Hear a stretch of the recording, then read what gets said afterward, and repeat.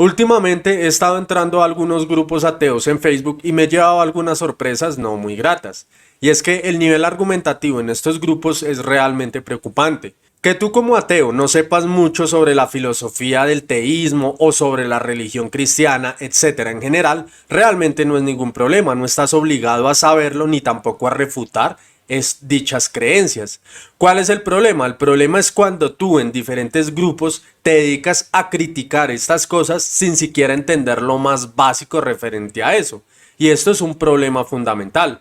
Puesto que si nosotros como ateos nos dedicamos a criticar el teísmo, nos dedicamos a criticar la religión o nos dedicamos a criticar a Aquino o Aristóteles, lo lógico es que uno tenga un mínimo conocimiento básico referente a lo que ellos defendían.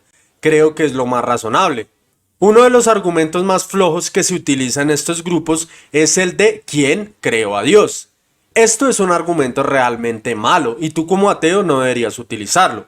La razón es muy simple. Si nosotros decimos, o más bien el teísta dice que Dios creó el universo o creó todo lo que conocemos, entonces ¿quién creó a Dios? El problema es que esta pregunta radica en una mala comprensión de lo que defiende el teísmo, puesto que el teísta no dice que todo lo que existe tiene una causa de su existencia, sino que dice que todo lo que comienza a existir tiene una razón de existencia o tiene una causa, básicamente. Entonces, teniendo claro esto, nos damos cuenta de que si Dios, como ser omnisciente, omnipotente, como ser eterno, incausado, etcétera, no tuvo un principio, tampoco tuvo una causa y no tuvo un momento en el que comenzó a existir. Entonces nos damos a entender de que Dios es un ser necesario, que siempre ha existido y simplemente existe por su propia naturaleza. Cuando nosotros comprendemos esto, nos damos cuenta de que ese argumento es realmente malo y bastante flojo.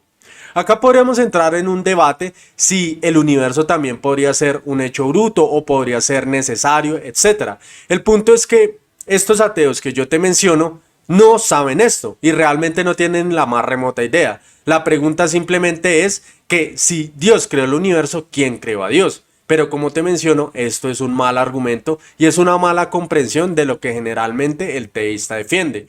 Por lo tanto, si eres ateo, te recomiendo que no lo uses.